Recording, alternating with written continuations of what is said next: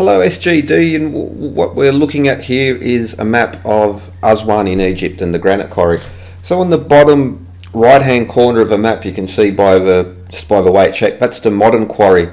But very close, not too far away, is the unfinished obelisk. But I'll link it in the description. Canal extension confirmed by geophysical surveys, Aswan Obelisk Quarry, Aswan, Egypt, by Adel, Kelany. I'll link that in the description. You can see the authors in there. It's a very interesting paper. Won't mention in this video, but they're talking about the canals which linked the work site to the river. So it's still only about a kilometre, maybe a mile, 1.6 k's from the unfinished obelisk to the river as it is now. That doesn't include when the water level rose much higher at the flood season, and especially Aswan, the flood was much higher than what it was further down the river. For instance, at Giza, it was very much higher. But you can read in the paper the canal extension. So essentially, they had to move the blocks a few meters to get them to the canal, take them to the river. But what I want to look at here is, so we're going to focus in on that area in the blue square, and there you can see pretty much smack bang in the center is the famous unfinished obelisk. So there's a blue arrow pointing to it. Now I've overlaid a map here which comes from that paper, and you can see the overlay. Now I'm going to go less transparency so you can see where the unfinished obelisk is. There is my cursor going to show this area here, but there's this black line. That's the point of interest for this particular video. Sorry, I had to resize it. So I've resized it to fit better. You can see maybe how it doesn't quite match the street. Okay, so, but now the Dolerite or dia-based dike, and there I've traced the red line which follows the black line. I should have replaced those, but yeah, I just resized it to fit better. Again, you can just follow the street along. And where did all of this material come? So that black line is a Dolerite dia-based dike. So especially amongst the lost ancient high technology, the concept of the Dolerite pounding stones. Now firstly, well, how did they bring these here? Where did these come from? And secondly, you can see on the bottom two images where you see a Dolerite stone embedded into some of the red granite here. Again, this is mysterious, this is unexplainable. Some will even literally say nature does not do this. But anyway, now, so that Dolerite dia-based dike, we follow that line. Okay, now I've just transplanted that line over the top, and you can see how it's following the details there in the quarry itself. Now on the follow the red arrow, you can see there's a Dolerite dike or a seam of Dolerite right there in Aswan. Like, where did how did they transport these Dolerite balls from so far away? No, they didn't. It's not even a stone's throw away. It is literally right there where this source of material come from. Now again, you'll probably hear, well, Dolerite is lower on Mohs scale than granite, it doesn't work. We'll come to that in a moment, because Mohs scale's got nothing to do with this. Dolerite is a stronger stone than granite. Dolerite will work granite, bang it against it, no different from a steel pounding stone. But how did this stone get embedded in there? Well, the stones come from here. There's a Dolerite dike right there, and so I'll take away that red line, and you can see from the aerial image, you can see where the dike is, where there is a beautiful natural fissure crack right there. Nature is providing you you don't need to do a lot of the work. Nature has already done it for you. You can see there, follow the blue line.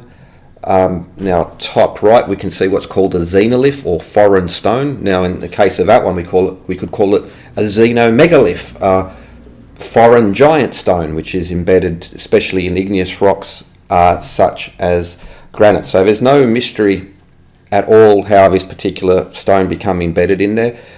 There is a source, the dike is right there.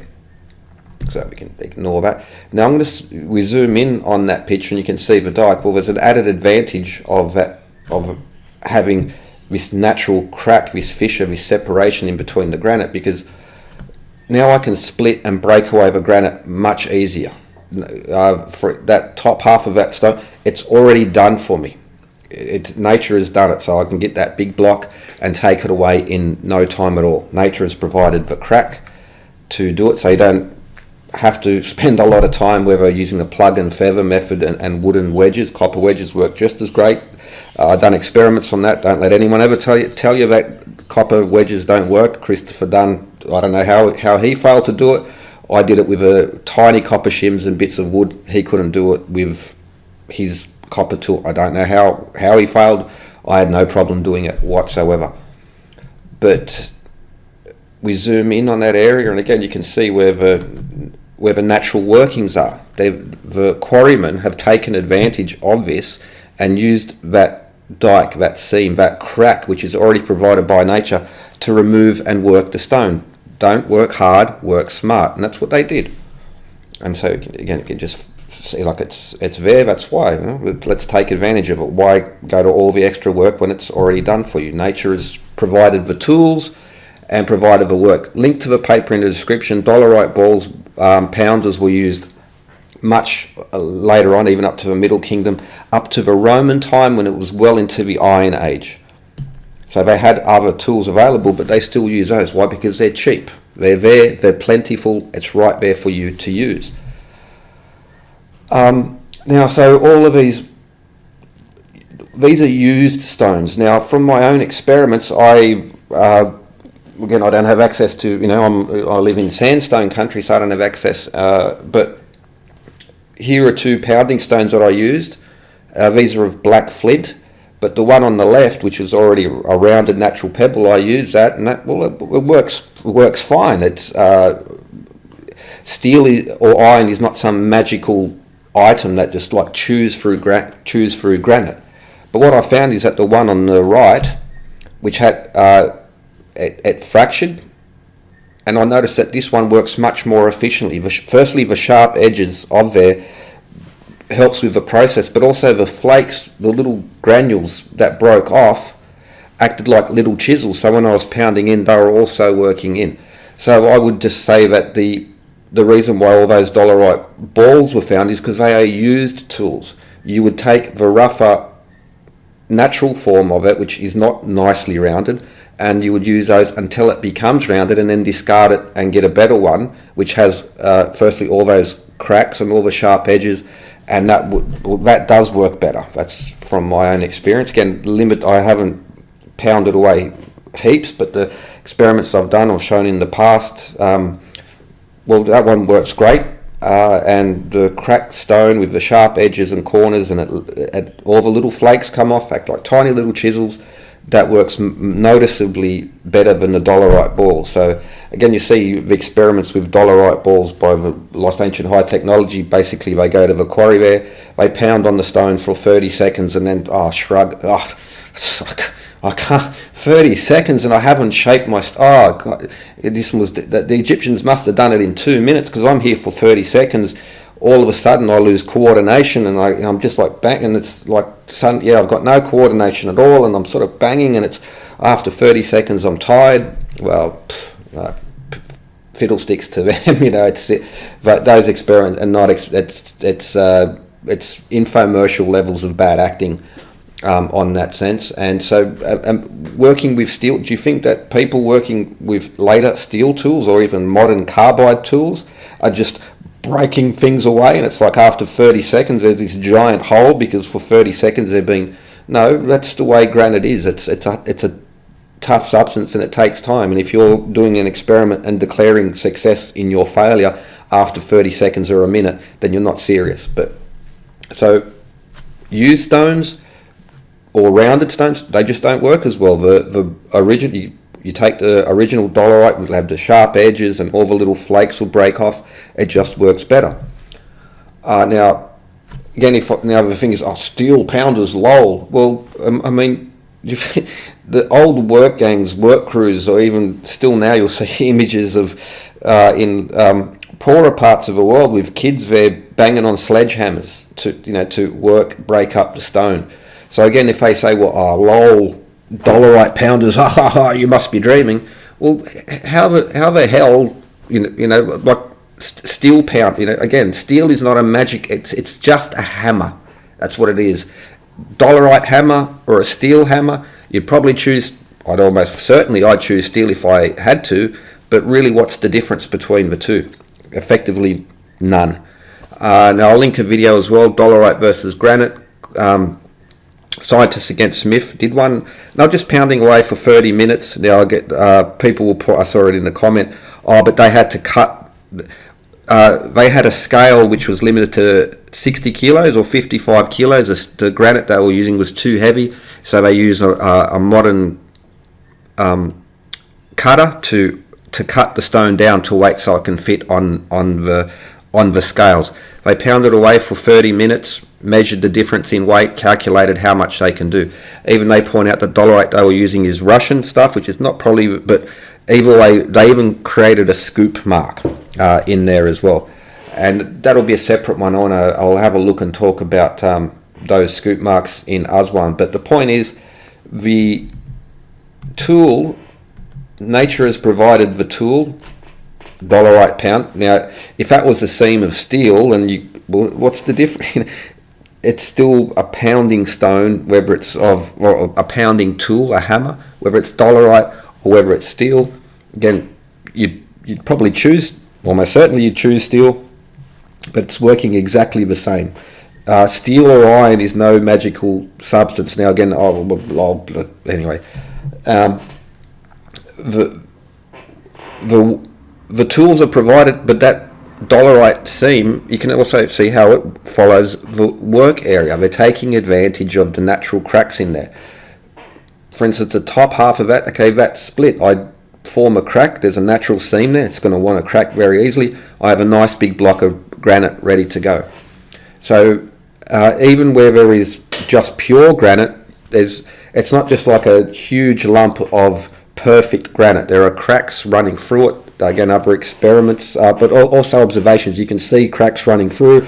Why would you cut or carve, whatever you want to use, whatever term you're going to use in that sense, when there's a natural crack there? You would take advantage of, work smart, not hard. And so, so I'll link that paper in there. And on top of that, the paper talks about the canal extensions, lists the references to canals by the various kings in there as well. And again, this miraculous embedded stuff. Well, there's it's right there. Of course, you get Zenoliths appear anyway, but to have a Zenolith of dolerite in the granite quarry where stones throw, not even from the unfinished obelisk, you have this Zenolith in there. That's not curious or a mystery at all. Again, but it'll be an interesting paper for more than other it's a lot of detail in there, but not worth a bit too detailed probably for this type of YouTube video, but that will be listed there in the description. These are not really mysteries, they're it's cool, yeah. All right, so there's the Aswan Quarry, unfinished obelisk. The tools are right there. The area where they've worked follows that, takes advantage of the nature's provided the tools. Nature's provided the cracks to 50 to 75% of the work has already been done in that sense. That's just where the dolerite dikes and seams are, not including natural fissures and cracks that work in there. Quarrymen have just been using this all along. You're not going to quarry a block that's got a big crack in it. It's going to break open, but if you quarry along the crack, well, again, it's easy. It makes it easy. Ancient people weren't stupid. Maybe the primitive loincloth people, these primitives wearing loincloth, loincloth wearing. I've got, they could probably make their own and weave their own loincloth. Because you're wearing jeans and a Lacoste shirt, could you make that? Probably not. So you know, again, it's offensive on so many levels. You know, I've had oh, they were wearing butt flaps, and how do these butt flaps? Again, that's on that. You know, yeah, it's again, they're just stupid. All right, it's there. Now I showed that paper earlier. Now another important point is if you're genuinely interested, so this thing, it's often said that the archaeologists aren't interested. Why do the archaeologists cover all this up? Academia EDU, set up an account. You'll give an opportunity to write keywords in there, what interests you most. They'll start, because of their cookies, they'll start suggesting papers to you. And for instance, here we can see, again, there's a lot of work has been gone into this by the academics, quackademic, you know, the quackademics who don't talk. Yes, they do. They're very interested in it, and they publish a lot about it. But lost ancient high technology, you know, needs this. The evil academics, they don't talk. Yes, they do. Okay. So when they say that there's a cover up, the cover up is in the opposite direction. The cover up is by those who want to promote this business, and like, you know, it's all a cover up. We're here to tell you the truth. No, they don't, because either one, that they're being crooked about that they've done the research, and this is what the academic, if you're going to criticize someone, you would know what they're saying, and so you know, it's not a mystery. It's the mystery is why those who like ask. I'm just asking questions. This is a cop out. You know, this is used by shonky journalists. Or I'm just asking questions.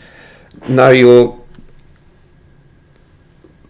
presenting your question as if it is a statement, and the statement essentially is false, because either they haven't done the work to look into these things. Again, the cookies will throw these papers at you. I get them multiple per day, too many to read. And, you know, that's what the academics are covering up. They're throwing this information at me. And yet it seems lost ancient high technologists, I don't know, they couldn't do this, or they haven't bothered, you know, they don't know how to Google. I don't know. Well, either way. So, yeah, there's... don't be bamboozled by this. No one person can answer everything. I can't answer everything. But if you're only asking questions and never providing an answer, when an answer is provided, either you censor it or you say, well, that's not good. You know, you must scan all of it. You must go across all of Egypt and scan everything with laser scanners and make latex molds of everything. You must go and do that. That's, pardon the French, absolute bullshit. That is such, you know, yeah, it's just beyond bullshit. It takes it to a whole new level. So, yeah, you know, it's not just one, again, we can see, but it matches where the quarrying work has been done. Take advantage of it. The tool is being provided. Take advantage of it. Dolerite pounders were used into the Iron Age because it's cheap, it's there, and it's not... it's still the same principle. Steel is not magic. Dolerite is not magic. It's just a hammer, and that's the way, you know, a way that it works. So, yes, steel hammers and steel chisels. Lol, how did they make that with steel pounders and steel? It's work. Introduce yourself to the concept. Things take time and it takes work. You know, getting pizzas delivered is a very new concept. You know, you had to go out and pick them up not so long ago. You couldn't just call them up and have them delivered. You had to pick up your pick up pizza. Steel pizza deliveries have been here all the lol. It's beyond. It's a mockery. It's silly. So there you go. You know, if you don't like the idea that people used to have to hammer and work away at stuff, or, you know, that's not my problem to overcome, that's your problem. Experiments, you know, have been done. They say, well, now make me a whole obelisk. Well, no, you don't need to. You just got to work out the cutting rate. You got to work out how much, and then you can work that. That's just, that's the process. If you can show the process, and you know what the work rate is, that's all you need to do. The rest of it is, the unfinished obelisk is essentially a trench. That's being cut out. Now there's the undercutting. I want to have a look at that in the future. But an obelisk is just a big block with a trench cut around it. So again, it's like, how did they? Well, I'll look in those more in depth, but later. But first, just the Aswan Quarry's links to that particular paper. The canals being there to reduce the short distance from the river, from the quarry site to the river, and the tools is there. The tools work. I mean, if you want to dispute it, go and get I use flint. Go and get a Dolerite stone, pound it on there, and then go get a steel hammer and work and see if it's steel's probably going to be better. But even with a steel tool working on granite, it's not easy. Yet our recent ancestors did it, and that our ancient ancestors somehow will work shy. Just, it's a nonsense as well. So there you go. Links in the description. That's it. Have a good one.